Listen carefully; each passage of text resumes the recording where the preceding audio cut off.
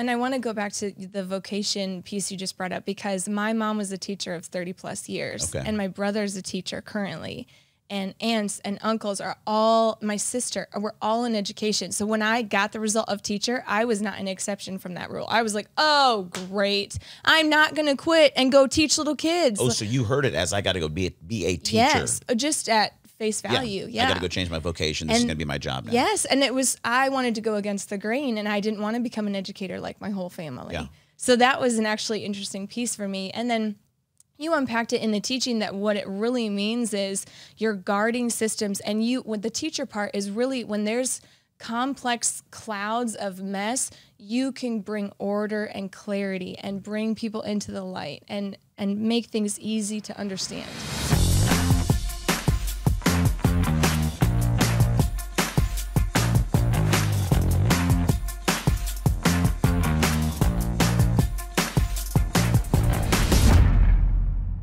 Hey, welcome back to the Daron Earlewine podcast. Excited to sit down today with the resident teacher guardian extraordinaire, whoop, whoop, executive director of Blackbird Mission, Jen McBurnie herself. Yes, I love what you've done with the place. This is amazing. Let me translate. I love what I've done with the place. I mean, we're a team. We're a team, okay?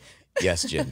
You made this look great. Mm-hmm. It's a great combo meal because Darren Coop, our creative director, said, I got a picture I'm thinking of. I love this. Vision. And then I was able to drive to Hobby Lobby and get crates. Way to go. Well, I mean, I have a purpose. Yes, and you sit and actually talk to the people. That's true. Mm-hmm. I buy crates and talk. That's what I do. Yep. Jen, you're our executive director, and we're going through this series of podcasts talking about the five-fold ministry from Ephesians chapter 4, verse 11. We're talking about apostles, prophets, evangelists, shepherds, and teachers. Mm-hmm. And how God has created everyone uniquely into one of those five roles. Mm-hmm. And we've kind of intermixed the biblical terms with some practical titles that I think really help I don't know. I don't want to say the biblical terms don't help, but I feel like when we pair them with the terms from the Five Voices, which is a great book from Giant Leadership, Steve Cockram and his team, I think it gives some real world handles that really help. And so you're a teacher is the biblical term, guardian. And your journey through spiritual DNA is an interesting one. It actually brought you here to be a part of Blackbird Mission. Yeah. So what I want to do is, so everybody can get to know you, give us a little bit of who Jen McBurnie is. And then I want to hear a little bit of the story that brought you to DNA and how this assessment and this session with the APAS or the fivefold ministry functions, how that really was a turning point in your life. Yeah, for sure. And thank you for having me on. You're welcome, Jen. It's great to be out from behind the camera. Yeah. How was the commute from your desk right over there to that chair? I think it was like 0.7 seconds. Right, traffic was great. Yeah, it was. I just flew here. So yes, I'm Jen McBurnie. Like he said, I'm the executive director of Blackbird Mission. I've been on staff here for like 2.5 years now. Can you believe it? Time flies when we're having fun. Lots of it. So I am a wife and a mom of 2. I have a son who's 7 and a daughter who's 2, and we're in the throes of young kids. And so full-time mom and full-time employee, and then I do some Elsa side hustles and some Colts game stuff. So I'm a busy woman. Side hustle. What is this Elsa side hustle? Yeah, I mean that's not what the podcast is about, but well, right now somebody who's watching maybe on YouTube says, "Golly, she kind of looks like Elsa." Yes. And somebody said that to you, and you decided, "Yeah, I'm going to make money doing this." 5 years ago, and so I now do birthday parties and video messages and birthday greetings and everything in between. So if somebody wanted to book Elsa, how could they do that? Oh, thanks. Honestly, you can go to a website. It's called Gig Salad. And then if you search Elsa in the Indy area, I think if you just Google Carmel Elsa, I think I'm the top hit. Top one. Yeah. I really think in that pursuit, I think it's time for you to let it go. You think so? But I just stepped into the unknown. Well... That's the only 2 songs I know from You really want to go head-to-head with Elsa? I don't. And all the Frozen references? No, I don't. So anyway. That's a little bit about me. Yes. And I was searching for my calling. This was a funny series of events that actually started at my honeymoon. First week, we're in the Bahamas, a newlywed with Jacob, and we have a lot of time. You have a lot of time to relax and talk and chill, And so I think we were poolside or whatever, and we get into this deep discussion about our deepest fears. Like, what is your biggest fear? And it's I not. don't think I've ever heard this part of the story before. Really? Or Oh my I've forgotten gosh. it. Oh my goodness. Well, and we weren't like on the surface like spiders, the dark. we went right for it. We're like, listen, we just committed to this for life. Yeah, Like, come on, yeah, let's just get to it. Yeah. So in the depths of that conversation, it came out that I'm afraid of missing my calling in life. Like, I'm afraid that I'm going to get to heaven and God's going to be like, C, B, like you did good, but not great. You kind of missed it. And Jacob's like, oh my gosh, we got to do something about that to make sure that you don't waste your life. And so that was, 2017, and it sent me on this deep dive to really unpack that and make sure that I did everything I could possible to make this life count, because we get one. Yeah. And so I searched for my calling through various different resources and, sermons and devotionals and all this research. And I came up, it's probably in my desk drawer, I came up with like 6 pages of highlights and color-coded notes. As we go through the rest of the podcast, you'll realize that that's very teacher guardian-esque. But you are extra good at that. Thank you. I added good because sometimes when we just say extra, it can be seen as a negative. Oh, I'm a little extra. You are a touch extra. But so 6 pages, highlights, bolded, everything. And the long story condensed is a friend said and recommended Spiritual DNA and said, I know you're on this quest to find your calling and make sure that you don't waste your life, because that's actually your deepest, darkest fear. Yes. So I think you should come to this workshop. It's called Spiritual DNA. So I was totally last minute and stayed up till 2 a.m. the night before and took all my assessments and came to the live event where I met you for the first time. And you just were blown away. Speaking. First impressions, you were like, man, this guy is somebody I'd like to work with, and right? We're going to skim past that part and go straight to, you said you look like Elsa, so we'll just go with that theme. Listen, I think it's important. I'm going to throw myself under the bus real quick just to make the point of the growth areas of more apostolic pioneering type leaders. Yeah. Which your first impression, be gentle. Listen, when I said that you were extra, remember I said extra good. Good, yes. Softening the blow. So you want me to soften my first impression of you? Yes. I thought Daron was a jerk. Where does the softening come from? I'm too direct for that. But you turned out not to be. There it is. Yeah, I grow on you. I'm kind of like a vine. Yeah. Or moss. We say algae. One of his top strengths is winning others over. And I'm like, see, you can't just automatically just get them immediately. You have to start here and then have somewhere to go. Well, I think I was just, here's what happened. We were at an event and I didn't have a dynamite teacher guardian. That's what it was. Overseeing things, which gets me all flustered, get stressed out. You weren't able to live in your strengths effectively and efficiently. And I didn't have time for people like you. You sure didn't. Okay, we all have growth areas. Yeah. Jen was at Spiritual DNA. Yes. She had to push through the fact she thought I was a jerk to begin with, and then they take us through APEST is what we call it, but it was the fivefold ministry function, and as well as a few other personality kind of assessments. And you should definitely check out Spiritual DNA if you haven't already, because it truly did change my life. I felt like I went on a year-long journey of trying to find answers and did not, and then I came to Spiritual DNA, and it was like light bulbs. It was a full-on transformation. I got answers that day. So of all of the assessments, APEST was truly my favorite, because we were joking earlier. I'm like, it was so clear to understand for me. It just put everything into focus, and there are only 5 different roles. Yeah.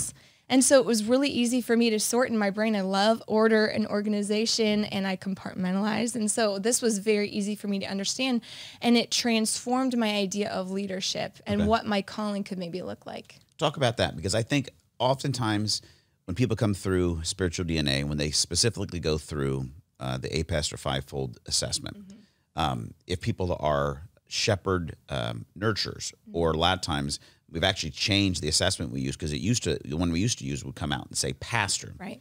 And people would read the word pastor and go, whoa, like I'm not working at a church. And even the other ones, I mean, prophet, apostle, like evangelist, these terms, we immediately, I think, go to career or method of doing those, and it freaks us out. Like there's no way that I'm doing that.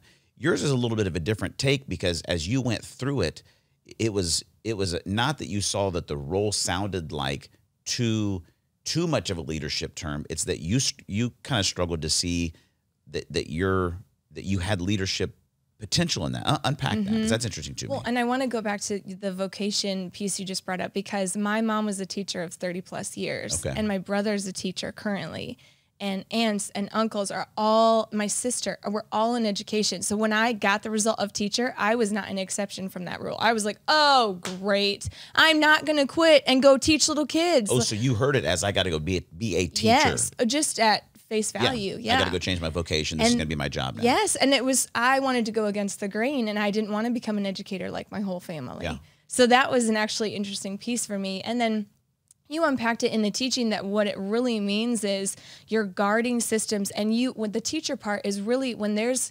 complex clouds of mess, you can bring order and clarity and bring people into the light and make things easy to understand. And I was like, oh, well, that's what a teacher does. Oh, I get it. I don't have to quit my job. So then I really, really identified with the strengths and weaknesses of a teacher. And then what was the leadership part that really unpacked for you? Yeah, so I think that I have leadership potential in me, in my wiring. Yeah. And as I tried different internships and jobs in the sports world, there were mentors and people that were older and gone before me that were speaking into my life leadership. And they saw this potential and would say amazing, encouraging things about how I was going to be a powerful leader someday. And part of that awakened this spark and ignited that excitement for me. Like, oh my gosh, what if they're right? What if I could go do that? And then I looked at my skill set, and it felt like white bread. Like, it felt like so lame. And I'm like, oh, well, they see this and this is exciting, and I kind of want to go pursue that. Yeah. But what do I have to work with? Administration. Awesome. It was like, dang it. And so there was this. So what looked like a leader to you? To me, as you talked about the 5 different types, I felt like the pioneer apostle was the only type of leader that existed. Okay. And I don't possess those qualities. I'm not a visionary. I'm not a dreamer. I'm a doer. Yeah. You know, so I pair with dreamers so that the pioneer can say, this is what we're going to go do. And then I pop around from around the corner and say, and this is how we're going to go do it. It's huge. Yeah. Yeah. And so APE has really shined a light on the fact that my gifting can be used as leadership. Yeah. And this is what it could look like. And the clarity and the ownership and the confidence that came out of that has truly changed my life. Well, it makes me think, Jen, of I love the quote from John Maxwell, right? And I remember hearing him say this when I was a teenager. He would always say, you know, that leadership, the one-word definition for leadership is influence. Mm-hmm. And I think we do struggle to see, and some of it is the way our culture is, right? We idolize or look up to the people that are on stages and, you know, and have that, you know, a communication gift. And it's like, oh, wow, that's leadership because they're influencing from the stage or from the front. And that is a form of leadership, right? But when we can peel it back and go, wait a second, how am I actually uniquely created by God on purpose and for a purpose to bring great influence in my lane? And there's no doubt that it's a massive leadership gift, because I know soon after you came to DNA, I didn't know all that was going on in your life, but common friends were coming to me that knew you and knew the inner workings of Blackbird, and were like, let me tell you what your next agenda item is. It's hiring Jen McBurnie to come on and be the executive director of this ministry. And what's interesting for me, Jen, is, and this is one of the reasons that we want you to go through Spiritual DNA, and we want you to learn these gifts, is you can begin not only to know for yourself, but you can begin to see why you work well with some people, and why you, in some ways, maybe you butt heads a little bit. There's a relational unpacking that comes from this. And what I thought was interesting is that as more of an apostle pioneer, I tend to get annoyed by teacher guardians. Yeah, you don't want them around. They always are asking questions that I don't really have an answer for. They make me feel stupid because they break things down step by step, and I'm like, I don't know, we'll just figure it out, which is not an okay answer. And it's one of the things that I think can be a struggle sometimes for teachers to feel like, well, I don't want to feel like I'm raining on everybody's parade with all the questions I have to ask, right? But what I had realized is that I don't know that I did it purposely, but I wasn't welcoming a lot of teacher guardians around our team. And it was a glaring weakness in where we were as an organization. I feel like you're so creative and you're such a visionary dreamer that you didn't want anyone saying no to your ideas. That's true. That would be my guess. That's true. And that's a balance we've had to figure out over the past couple of years, because I'm a people pleaser and I don't want to say no. Yeah. So it's living in my health and your health to know, what do we say yes to and what do we pass on maybe for now. Yeah. And cue the Sour Patch Kid.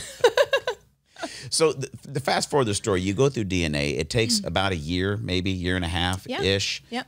You decide to have a baby in there. I had a full-time job too. I wasn't looking for the job. So you had to fundraise the salary. I had to fundraise for a year. You had to make a 2 weeks baby. notice and jump ship. And Yes. Yeah. But it all worked out. It's been 2.5 years, and you've made a massive impact of leadership in how we function as a ministry. Yay! And it is a deal where it's taken some time to figure out. And there are times actually where I have to say to you, like, hey, I need you to be a little bit meaner and like say no to some things, right? Because we do and I think that's a part too to understand with all the roles. Like, there's a level of understanding how you fit in a team. There's a level of growing in your leadership and your maturity in that role. And it's something that I always tell people when they go through spiritual DNA, you're not going to go through, whether you take it online, and it's a 5-6 week process, whether you come to a 1-day live event. It's not like you actualize what's happening. You have this awakening moment, and then 8 minutes later, boom, it all makes sense, and I'm walking in it. It was 7 minutes for me. No, I'm just kidding. Right. It's a process. It's a process. And we're still walking into that and figuring that out. And what I want you to hear as you're listening or watching is, if you're at a place where Jen was back in 2017, like, don't give up hope and understand that if you have that sense, and we say it all the time on the podcast, right? We know you want your life to matter. We all do, because we've been created in God's image. We're created to belong to his family and actually represent his kingdom, and there's significance in that. And we have that. Fear does become our enemy. Am I good enough? Do I have what it takes? Am I going to waste my life? Are my skills lame? Right. And then when you do begin to discover your worth, you really do begin changing your world. And so what I want to do right now, I want to jump into one of the videos that come from Spiritual DNA, where we break down some of the high points and the blind spots of a teacher guardian role. I want you to watch this so you get a quick overview of the role, and then we're going to come back with Jen and just unpack where some of that is at work in her life and her personal experience. And here's what I want. For you that are teacher guardians, I want you to walk away from this episode hearing Jen unpack some of these things, and I want you to feel seen and heard, to be able to know how to take your next step. And if you have a teacher guardian in your life, which you do probably, whether you're married to them or they're a brother, a sister, a coworker, a boss, maybe, you'll get a little bit more of an understanding of how can you interact and find a great harmonious relationship there. So let's take a look at some of the aspects of a teacher guardian role, and we'll be right back. All right, you teacher guardians, you guys are going to be very focused on all the details and structure of this video. And if I make any mistakes, you're going to notice. And it's because God has created you to be a teacher, a guardian of systems and structures and processes, and you are such a gift to the world. Check it out. 30% of the population is you. Teacher guardians make up 30% of the population. Now, you probably haven't watched the Shepard nurturer video. Go back and watch it. In fact, watch all these videos so you can understand better how God's created different people and how you can love each other and understand each other. But the Shepard nurturers make up 43% of the population, and you teacher guardians make up 30%. Now, I failed math twice in college, okay? But I think if I do the math right, I believe that's 73% of the population is either a shepherd or a teacher. Why would God make that strong of a percentage, either a shepherd or a teacher or a nurturer or guardian? We've already talked about it. It's because life is relationships and everything else is just the details. And so he has actually kind of stacked the deck of population with people that can care for systems, structures, and relationships. It's so huge. So you shepherd guardians, you respect value, systems, order, procedures. You love to find things that are already working and help them work better to maximize them. And one of the difficult things I think sometimes for you teacher guardians is people can feel like that you're like raining on the parade, or like you're bubble bursters, because when someone comes up with some big dream they want to do, you immediately begin thinking of the systems and structures and process that would have to happen to see that go on. And you're not a wet blanket, you're not a bubble burster, you're a process creator, and you are so necessary, because you can have dreamer, visionary, big ideas, but if you don't have a teacher guardian to actually help put a plan together, guess what? Nothing's going to happen. So at your best, here's the deal. You've got long-term commitment. You can deliver on time and on budget at work, which is huge, right? You love to guard well what's already working, and you have a relentless commitment to ask difficult questions that you don't believe anyone else will ask. That's why you're so necessary in a team or in a family or in a relationship. You have a selfless capacity to deliver the vision once it's been agreed upon. Now, there are some blind spots, like all the callings, all the voices. There's a virtue and vice balance here. And here's the deal. If you're a teacher guardian, the motto of your life, if you will be the truth and nothing but the truth, so help you God, which is good, except sometimes you can begin to use the truth that you see and that you have that may be truth, and use it more and less of a path to understanding and more of a brick that you throw at people, and that can be difficult. So you can sometimes be overly critical of people and ideas because you can see how they need to be put together and what needs to happen.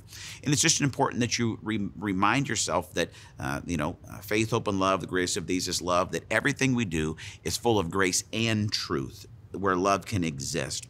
Sometimes you can be accused or get into a place where you may actually interrogate people, and you lose influence because of your negative response to ideas, because you're anticipating what could go wrong, or trying to build in a way that is maximally put together with maximum impact.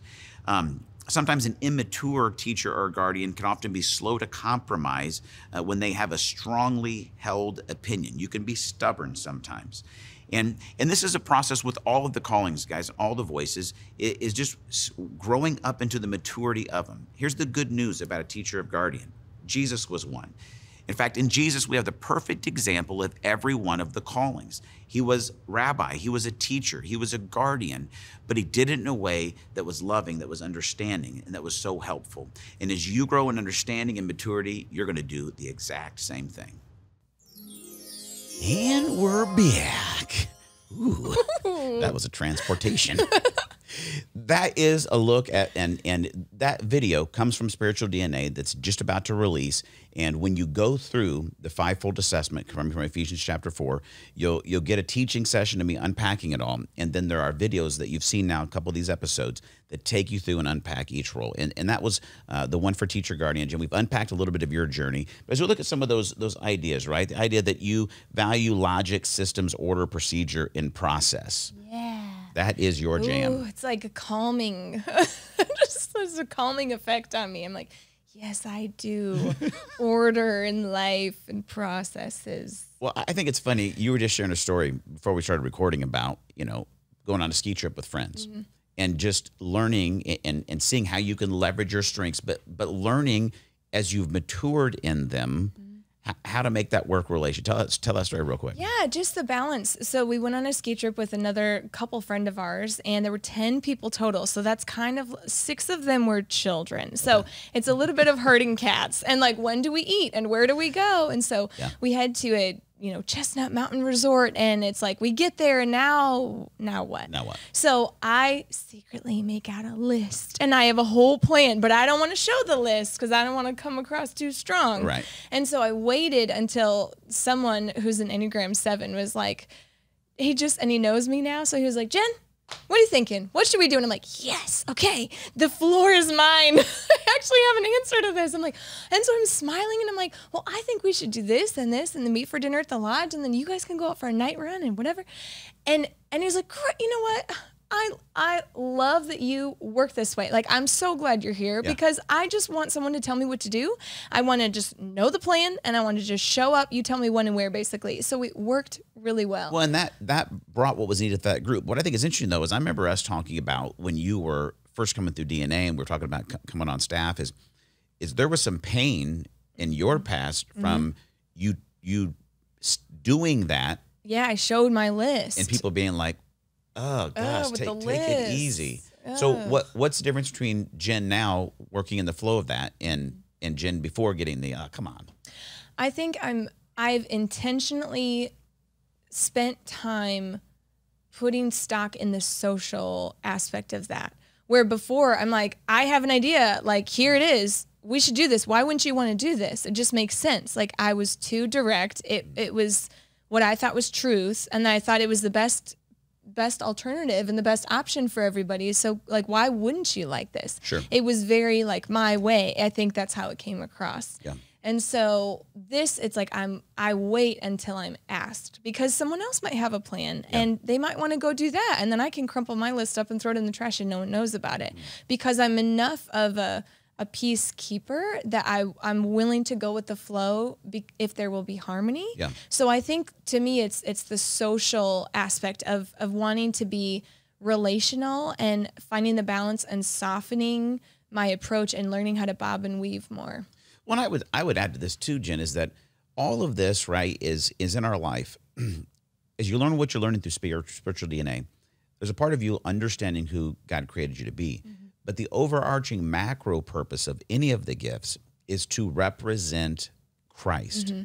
You know what I mean? That our lives and our attitude would be the same as Christ, right? Who didn't see equality with God something to be grasped, but laid his life down, right, as a servant. Yeah. And I think that's the part of it is you may be at a place where maybe you've gone through DNA years ago and you're an alumni to the podcast, but you're not seeing peace, you're not seeing harmony, and maybe you feel like I can't get out of my own way. Mm-hmm.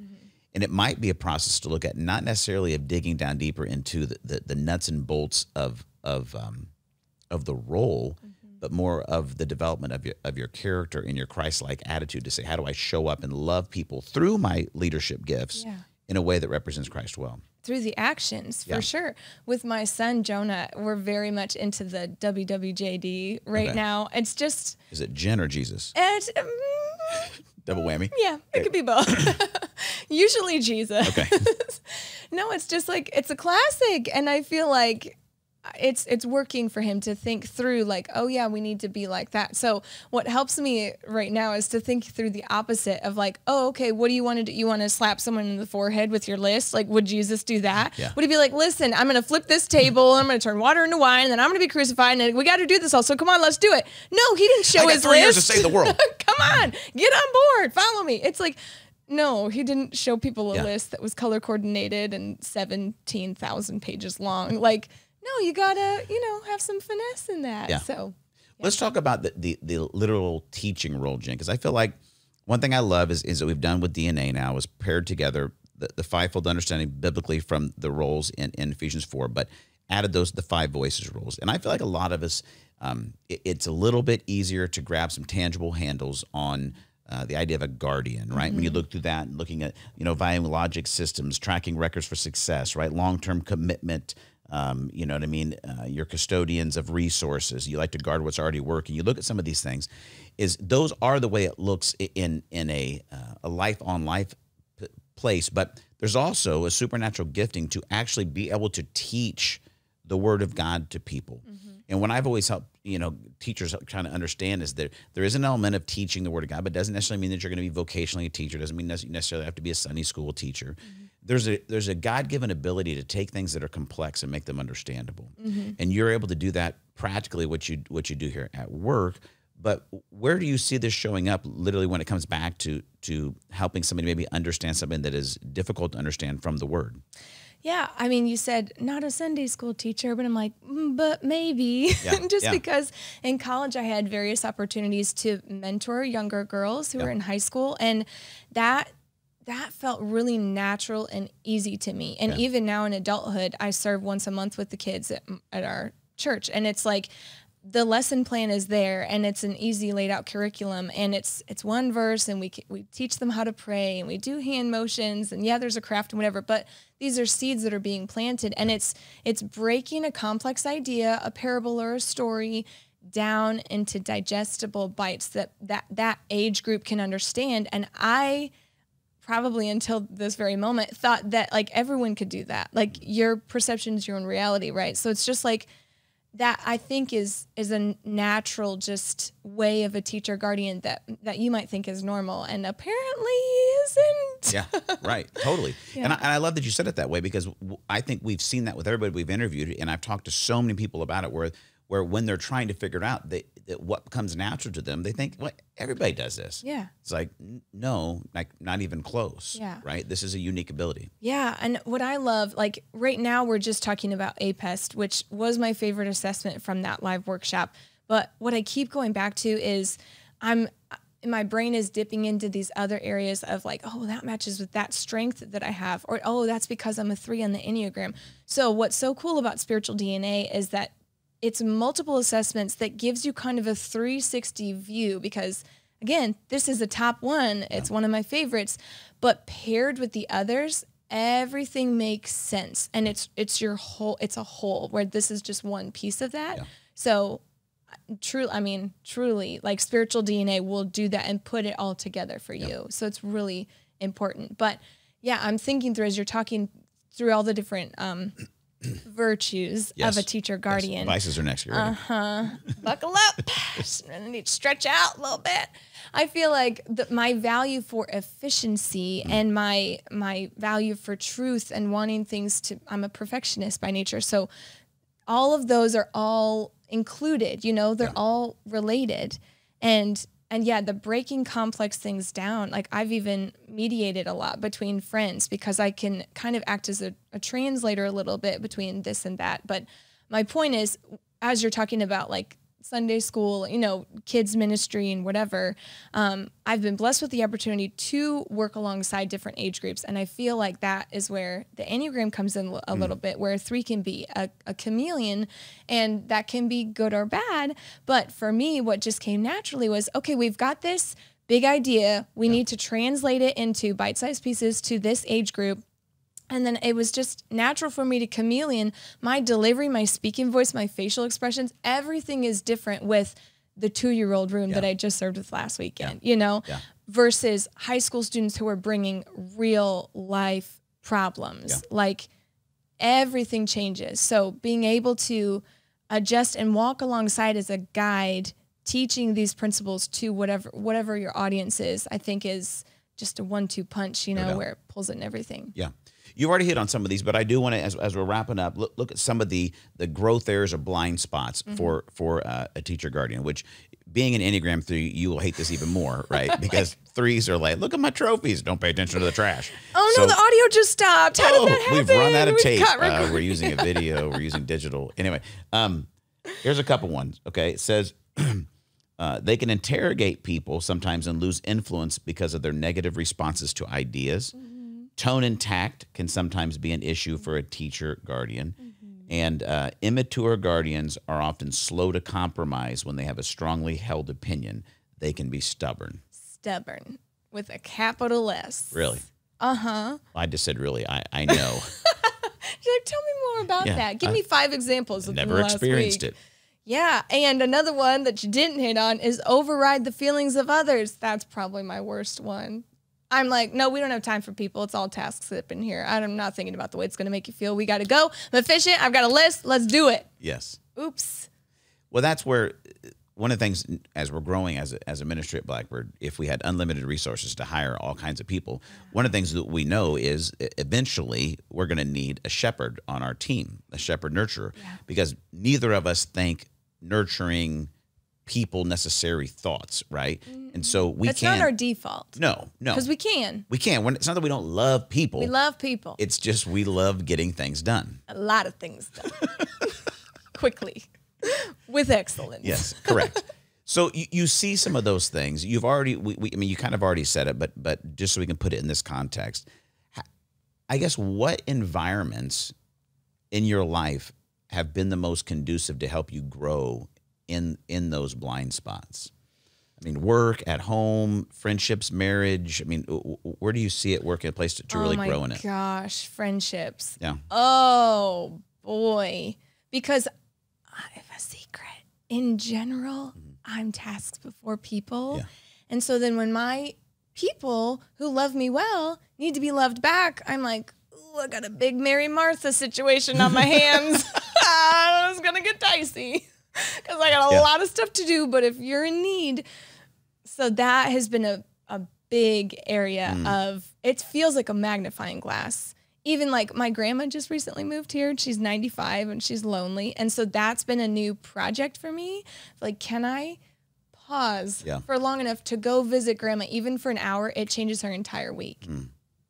Moving, not knowing anyone in the middle of a pandemic, like it's a whole situation. So I would say in the friendships area, it's caused me to really reflect and be molded. Well, I love that you brought up the biblical story there of Mary and Martha, right? Yeah. And I think those are important things for us to find. And I think that's one of the cool things about going through DNA and beginning to understand more about yourself is you can find yourself in the scriptures, right? And it can be descriptive, like, oh, there's Mary and Martha. Always, oh, there I am in that story, 100%. right? Like, okay, Lord, what do you need me to know about that now, right? It becomes a kairos moment as you're reading to apply specifically to how you see yourself in the scriptures. Absolutely. So Jen, let's land the plane. You're talking to a teacher guardian. They're where you were 3-4 years ago, right? And just feeling like either, everybody thinks that I'm annoying or I don't want to waste my life. I can't be out front like those people. What's a word of advice and encouragement you'd give them? I think the first thing that comes to mind is that you are a leader. And this assessment will help you realize that all 5 actually, plot twist, they're all leaders. These are leadership voices. And so I would get curious and dig into what that looks like for you, because there are some things on the breakdown video that resonated more than others. And so I think that's probably going to be true for you. So find the custom roadmap of how you can lead well. And I feel like the second, so that's like, I want to empower you. Like, you are a leader and now you just have to figure out how to do it. And we're good at getting things done. So I believe in you. And the second thing I would say is I would challenge you to soften a little bit, because this is going to be a lifelong journey for me. I mean, it varies by mood, and my mood can vary by minute, especially depending on the temperature. If I'm cold or I'm too hot, just forget it. So I feel like that is going to be a lifelong journey where I'm bobbing and weaving and molding and shape shifting and changing to keep the peace and harmony with my relationships, because tasks really, like, that's not what Jesus was about. Jesus was not about tasks over people. He was people and people and more people. Well, one thing that helps you, Jen, is you talked about being more of a teacher. Shepard, your second gift and calling is times when I've come across people that are more maybe like teacher prophets. So it's like, for them, it's like the truth, nothing but the truth, so help me God. And like, I may be a little introverted and I'm just in my own thought. Like, those people for me are, I get emails from those people sometimes through my years of pastoring. Like when I get the email from the teacher, guardian, potential prophet, right, that's going through everything I said in a 20-minute or 30-minute sermon and dissecting every scripture I did or didn't use, and why didn't I say this, and how about this? And it's like, how about you go try to preach on a subject that's maybe covered in multiple scriptures in the Bible throughout all things. And then, yes, I was unable to speak to every element of all the things in the 25 minutes I was allotted, but I don't actually know your name. We've never met, but thank you for the 6-paragraph email breaking down everything that I could have done differently. You don't like that? I don't see the problem. It's very affirming. It's wonderful. Well, and that's the thing. Like, I think one of the top notes from the video was we catch mistakes. And so in unhealth, that's what that looks like. Ew. Truth and no grace. Right. Task and no people. Ew. That's not Jesus. That's correct. No. So it's okay for me to not like them? We're going to talk off later about loving people I well where they are. The Jesus card. Okay. Anyway, listen, thanks for downloading this episode.